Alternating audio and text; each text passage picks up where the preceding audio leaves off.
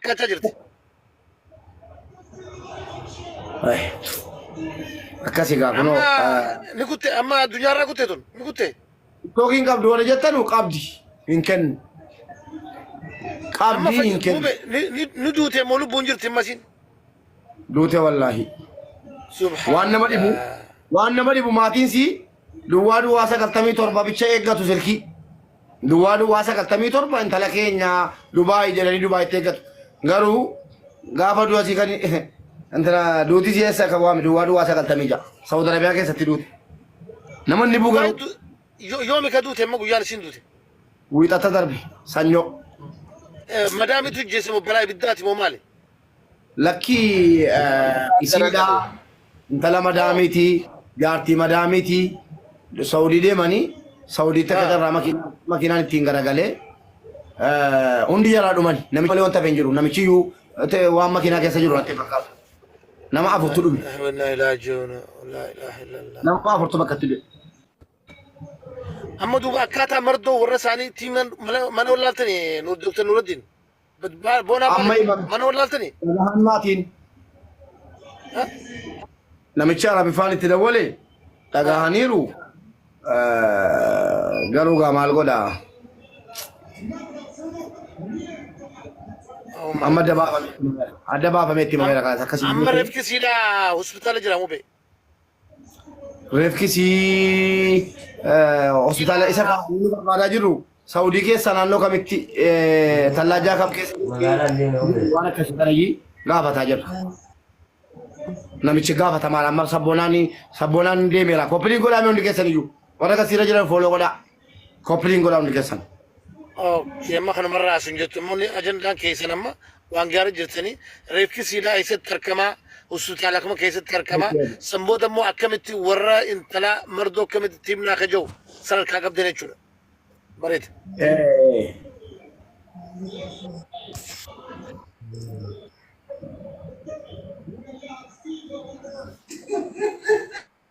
Baay'ee nama gaddisiisa. Nabi sabboonaan dhufeera kunoo gash ababoo kennaara. Sabboonaan dhufeera maashaallah mi'uutii qabadhaa eenyuun ni dubbataa jiru. Kunoo dhufteetti obboleettii keenya tokkosii. Koppiliin godhame ijoolli. Akkatti baamu malee akkatti baamu lakki boo ijoollee shamarran biyya arabaa yoo waan biraatiin gochuu dadhabne du'aan keessa biyya namaa keessatti nafu. Haga dandeenyeen abshiraa. Yoo waan biraatiin gochuu dadhabne keessattuu warri waraqata qabdan warra waraqata hin qabneef garaan nu gubataa jira. Ka waraqata qabdu bakka barbaadan fudhatanii deemanii bakka barbaadan qadaa yoo ta'esi yoo jarri hin galchine hin galfanna. Sabboonaa. Oh mubee salaamu alaikum. Waalaikum assalam warahmatullahi wabarakatuh. Kabakaan kun dhageessisa? Inni dhageessa. Okay, bilbileetiin ture namicha. Yaa Rabbi milkoofte. Biyyatti illee jechuun lakkoofsisii waan duraan jiruuf waan bilbilee turre akkuma sammaatiin kiyyallee reefi biyya kanan dhufne anillee gaddarra jira reefi sun achuma jira tallaajaa keessa jira garuu gara Dubaayin dhufu achumaan gara Suudiitti irraan deema dirqama immoo kansuula biyya sanii seera qabeessa waan deemteef seera qabdi nam tokko seera malee maatii wajjin deemu kansuula biyya sanii beeksifnee jirra harbaadhanuun jedhanii hanga harbaatti immoo anis gaddarra jira irra deddeebi'ee amma ittiin bilbillee hanga harbaatitti obboleettiin keenya tokko obboleettii wayii obboleettii dhattee naa bilbiltee turtee harbaadha jedheen irraa cufadhee maatiin arabiin beekanii namni biraa tokko hanga tokko narraa faamee jira ingiliffaan naan jedhe akkasitti nuti himee gara biyyaatitti. Kana fakkaata wanni namichi naan jedhe amma itti bilbilee ture akkuma ati natti himteeni maatii makoo wajjin wareegamtee natti hime. Maatii makoo wajjin konkolaataa balaan tasaa gawaawwan godhuun qabu jedhee anas jira imaaraatiin keessa naan jedhee sillee raggaa isa barsiisu jajjabeenya siyaa kennu maatii keellee warra jaannata raggaa godhu jedheeni erga saniin booda akkana maatiin keenya baadiyyaa jiru fagoo jiru achirraa dhufanii guyyaa 2-3 dursanii achitti eeguu qabu. Yoo achitti illee immoo reeffa sanuu namni fuudhu hin jiru jedheen itti hime. Okay, kanaafuyyuu atis amma roobii san duratti waan dandeenyu osoo roobii hin galle reeffi hin deemne hin yaala jedhee akkasumatti addaan baane. Bakka si bareera kana michi akka deebitee roobii irraa hubattu waan argata hordoftu si bareera. gizee kamiyyuu si bilbileetiniin atillee jajjabaadhu maatiin keenyallee bilbilee jajjabeessinaa waan jiru hundaanuyyuu si dubbisa jedheeniif. Okee rakkoon qabu.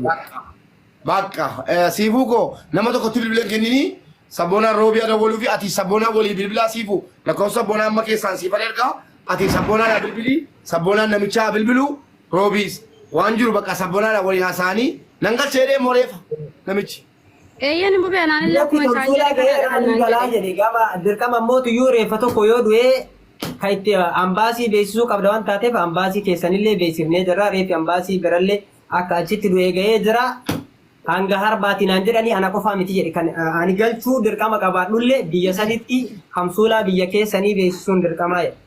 Kanaafuu beeksisanii jiranii reeffi Suudi Arabiyaa jira.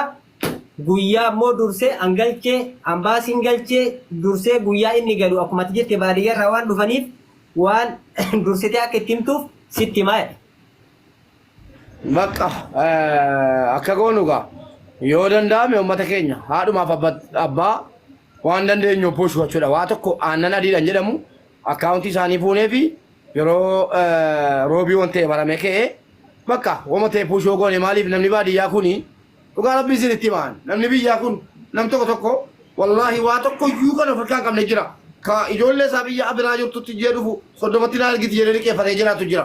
Dhugaa walitti himna jechuudha. Ma hunduma keenyatu maatii qaba hunduma keenyatu biyya alaatii waa qaba ergasii jechuudha. Kanaafi ani intalli koo soddoma kanatti na argaarti jedhee liqeeffatee faa guyyaa aga ta'e jiraatu jira namni. Kanaafi reefa ilmoo jalaa fudhachuudha akka jibichee qaban of jalaa gurguranii hin balleessine akka waan qaban of jalaa gurguranii hin balleessine nus biyya namaa jirra akkatti gallu hin beennu reefa qofatti hin erginu yookiin immoo reefa gachisiifne irraaf jennee hin gachiifnu yoo rabbi jedhe akkaawuntii jalaa barbaanneeti fudhannee tiktookii irrattis hundi keenya iyyuu rabbumaaf jecha jechuudha. Waan dandeenyu tiktookii irrattis feesbuukii irrattis akkaawuntii gadhiifnee waan dandeenyu buusuudhaaf roobii waan ta'e sabboonarraa barreeffame kun akkuma kanattas tolti deebineeti isinii akkaawuntii maxxansina waan dandeessan biyya namaa jirraati birrii kuma tokko amma rakkoon keenya maayini birrii namni kumni tokkoon kun 500 biyya yoo ta'e 700 biyya alaa jirtu warri biyya laata birrii Itoophiyaa kuma tokkitti yoo buufne kuma 500 buufne irraafi namni 500 qofti ilaala kuma 500 yoo buufne kuma 300 reefa finfinneedhaa yoo naannoo Arsiisa guuree geeffatan kuma 200 maafte immoo bulumaa fi shaayee bitanii uummata dhaqee eebbisu dhusiisanii jechuudha. Gabaabaadha malee waa birrii kennaafi yookiin maallaqa miiliyoona yoo meeqa yoo buufneef wallaahi tuuntala ilmoon qabaan amma namni ilmoo qabu garaasi cita yeroo kana dhageessu gara lakkiibboon ilmoo kootu wajjin waan ta'e ta'uu naa wayya malee rabbi walitti hin baasin. Ana amma kana jedha maaliif rakkoo hedduun argina. Odoon koontaanis nama du'e hedduun argina. Adagaa hedduu akka goono guyyaa roobiidha akka ati baantu dhugaa rabbiitti dhiisanis naman dhiiftu wanti gariiti. Assalamu alaikum warahmatullahi wabarakatuh. Naabsi yaa farsayya. Wa alaikum salaam warahmatullahi wabarakatuh. Akka goono guyyaa roobii ashaabbiidhaa fi zeelis ni maxxansidha. Suduudhaan walis sabaasabnee waareef qofaa miti waanuma gartee akka ta'etti kana godhallee sanni goosifna. Garuu wanni ati gootu bilbila harmee yookaan faamilii siidhaa san fuudhiiti harkadhu bilbili isaan san fidiiti nu dhageessi sagalee isaa nu dhageessi anillee kaashaappii yookaan zeelii isinii fi laadhaa akkaawuntii namaraanii isinii fi fuudha. Garteeti gama kanas deebite waan garii godhu waan irraan ooltu silattu waan naman dhiistu dubbiini. Assalamu alaikum warahmatullahi wabarakatuh. Ayyee abbaadha alaikum maal fadha ayyee waalaikum assalam warahmatullahi wabarakatuh.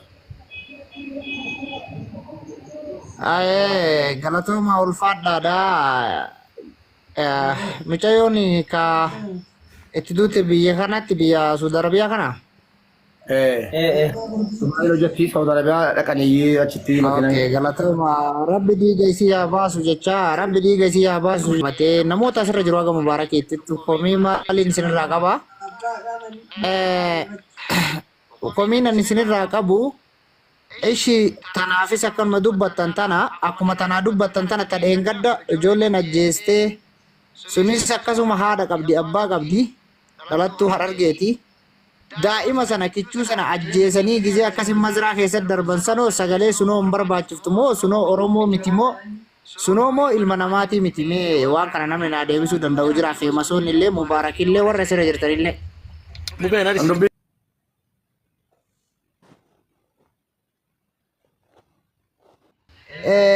Kagadhiifame Facebook irra sii galee sanooma fuutanii akka yookaan tanabii gasii barbaadaa turtanii sanooma Baay'ee warri gaa nam tokko irraa dubbannaan nam nama miti anis irraa dubbachuun hundirraa dubbachuun dirqamaa miti.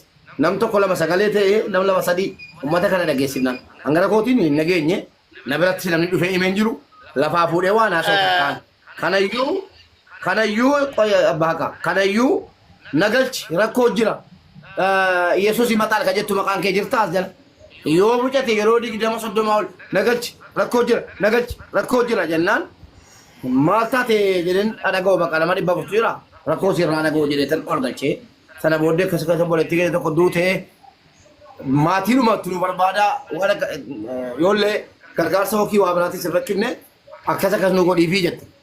Ayyee kunis gargaarsuma rakkoo qabu erga duute sanuu ijoollee biyya arabaatitu biyya faranjiite waa qorateetii adda baasaa fi ka biyya arabaa silaa shaqaalaa jedhamte biyya namaa keessatti nuyi cabdee arabaan cabdee hin jiraatini du'aa sii barbaannee mongalchina xaxaadha dubbichi akkan itti dhaqee waan kana irra ga'e wallaahi utuu nama biraa ta'e xiqqoosi itti jabaachuun mala maaliif an koomentii tiktookii si barbaadeen tiktookii si jala galee koomentii namni barreesseef tuqee fooloo godhee deemee keessaan gaafadheetanii siifan arsii ka jedhamtu argadheen ijoollee naannoo jechuudha. Waa hunda sii bare malee baay'ee jabaata wallaahi du'aa mucaa kana baasuuf isuma dhuguma koomentii jala deemtatamma. Bubeen adis himee takkanaatu deebisaa tuqaa fi hafarsoo duraan dursee ulfaadhu waan kana kaasuu keetiif akka bareeda kaaftee yeroo